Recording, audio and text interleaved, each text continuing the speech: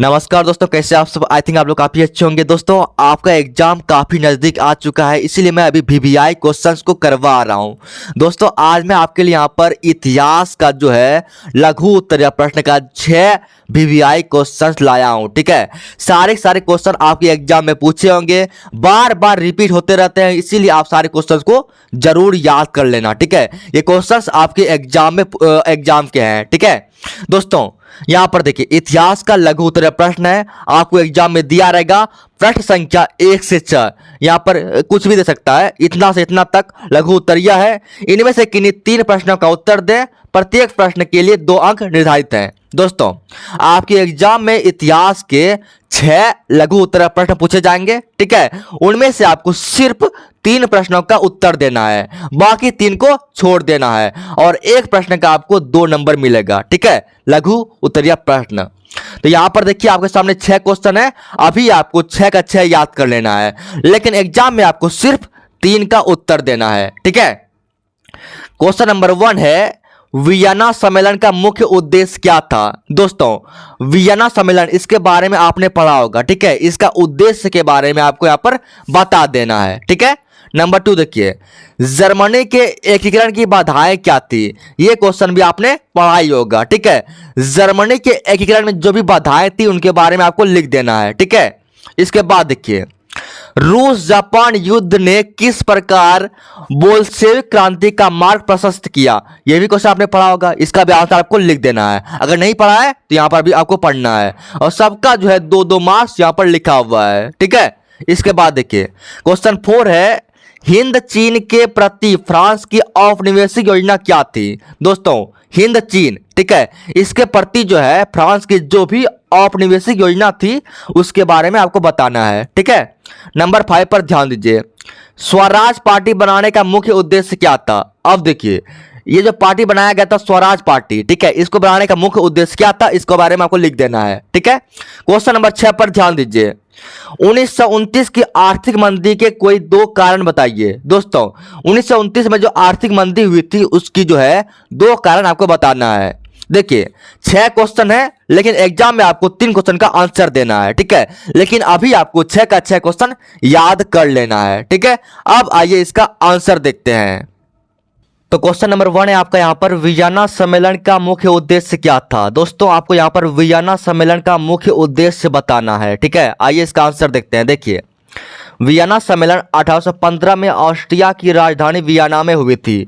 दोस्तों, ये जो वियना सम्मेलन है, ठीक है, ये कब हुई थी, तो 1815 ईस्वी में हुई थी। ठीक है, कहां पर हुई थी, तो ऑस्ट्रिया की राजधानी वियना में हुई थी। ठीक है, इस सम्मेलन की मेजबानी ऑस्ट्रिया के चांसलर मेटरनिक ने किया था। देखो, ये जो वियना सम्मेलन है, ठीक है, इसकी मेजबानी किसने किया था, नाम याद रखिए, ऑस्ट्रिया के चांसलर मेटरनिक, इन्होंने ही वियना सम्मेलन की मेजबानी किया था। ठीक है, इसका उद्देश्य यूरोप के उन मानचित्र को पुनः व्यवस्थित करना जिसे नेपोलियन ने उलट पलट दिया था। दोस्तों, वियना सम्मेलन का उद्देश्य क्या था। देखिए, इसका उद्देश्य था कि ये नेपोलियन जो है, ठीक है, इसके युद्धों ने जो इस यूरोप के मानचित्र को उलट पलट दिया था उसे जो है पुनः व्यवस्थित करना इसका उद्देश्य था। ठीक है, आगे देखिए, नया क्वेश्चन आपके सामने है, यहां पर जर्मनी वाला क्वेश्चन है। देखिए, क्वेश्चन कहता है, जर्मनी के एकीकरण की बाधाएं क्या थी। दोस्तों,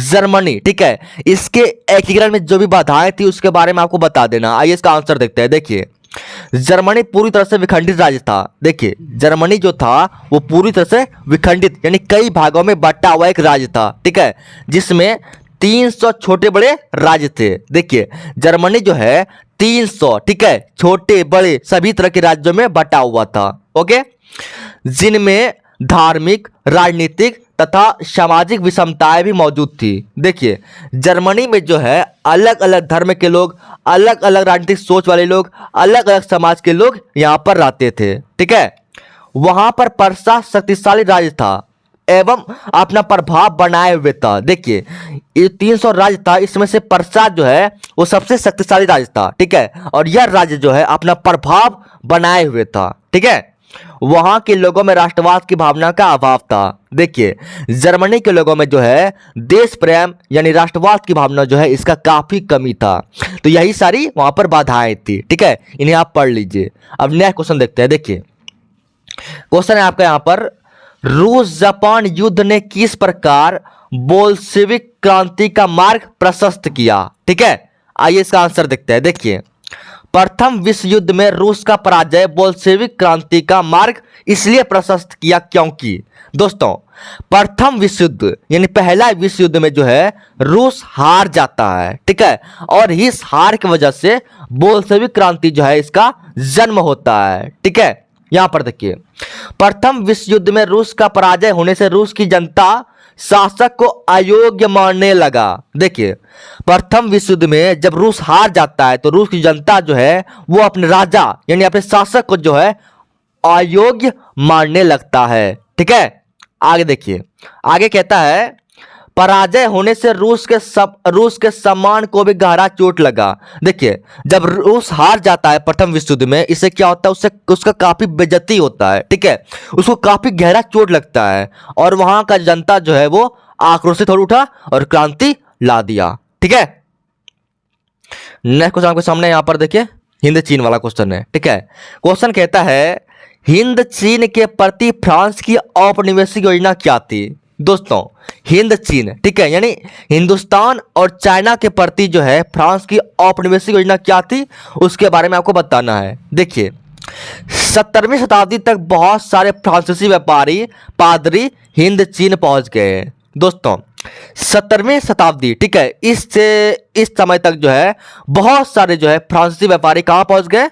तो हिंद और चीन यानी भारत और चाइना पहुंच गए। ठीक है, इसके बाद फ्रांस ने कोचीन के शासक, ठीक है, यहां पे शासक होगा, कोचीन के शासक से संधि कर अपना शक्ति बढ़ा लिया। देखिए, फ्रांसीसी व्यापारी जो है वो भारत पहुंचे, ठीक है, और कोचीन गए। ठीक है, कोचीन एक शहर है, वहां गए और वहां पर जो जाकर वहां के राजा के साथ जो है संधि करके अपना शक्ति बढ़ा लिया। ठीक है, आगे देखिए, और कंबोडिया को भी अपने अधिकार क्षेत्र में ले लिया। देखिए, फ्रांसीसी ने क्या किया, तो कंबोडिया को भी जो है अपने अधिकार क्षेत्र में ले लिया। ठीक है, उसको भी गुलाम बना लिया।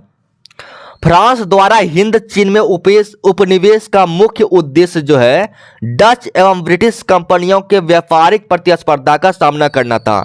दोस्तों, देखिए, ये जो फ्रांस है, ठीक है, इसका हिंद चीन में उपनिवेश का मुख्य उद्देश्य क्या था? इसका मुख्य उद्देश्य था डच और ब्रिटिश, ठीक है, डच और ब्रिटिश इन कंपनियों के व्यापारिक प्रतिस्पर्धा जो है उसका सामना करना था। ठीक है, तो यही सारी बातें हैं, इसे आप पढ़ लीजिए। अब आगे देखिए, यहां पर आपका क्वेश्चन है स्वराज पार्टी वाला क्वेश्चन है आपका, यहां पर स्वराज पार्टी बनाने का मुख्य उद्देश्य क्या था? ठीक है, अब देखिए, स्वराज पार्टी, ठीक है, इसे बनाने का मुख्य उद्देश्य क्या था? देखिए, स्वराज पार्टी की स्थापना 1922 ईस्वी में चित्तरंजन दास और मोतीलाल नेहरू ने किया था। दोस्तों, ये जो स्वराज पार्टी है, ठीक है, इसकी स्थापना कब किया गया था? 1922 में किया गया था। ठीक है, किसने किया था? तो चित्तरंजन दास और मोतीलाल नेहरू ने किया था, इसे याद रखिए। ठीक है, देखिए, जिसका निम्न उद्देश्य था, अब इसका उद्देश्य को आप पढ़िए।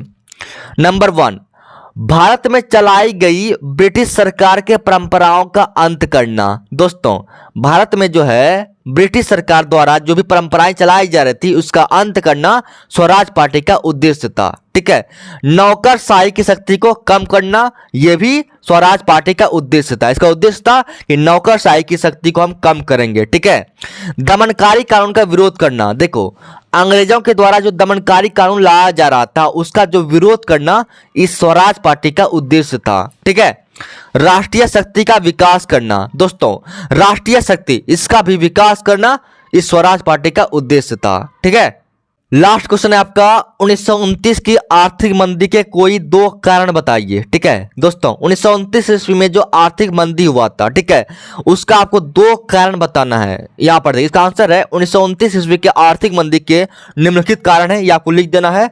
नंबर 1 में आपको लिखना है कृषि के क्षेत्र में अधिक उत्पादन से वस्तुओं के कीमत में कमी आई। देखिए 1929 में जो है कृषि में बहुत ज़्यादा उत्पादन हो गया, ठीक है, बहुत ज़्यादा उत्पादन हो गया, जिससे क्या हुआ कि उसकी कीमत जो है वो कम हो गया, ठीक है।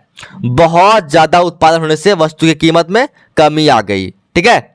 नंबर 2 देखिए, गरीबी और बेरोजगारों से वस्तु को खरीदने वाले नहीं थे, जिससे उत्पादन की प्रक्रिया धीमी हो गई। देखिए जो गरीब थे और जो बेरोजगार थे, ऐसे लोगों से जो है वस्तु को खरीदने वालों की संख्या बहुत कम थी, ठीक है।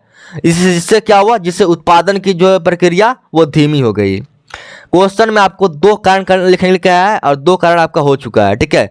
मैंने यहाँ पर 3 बता दिया है, पर आपको 2 कारण ही याद करना है, ठीक है। Thank you.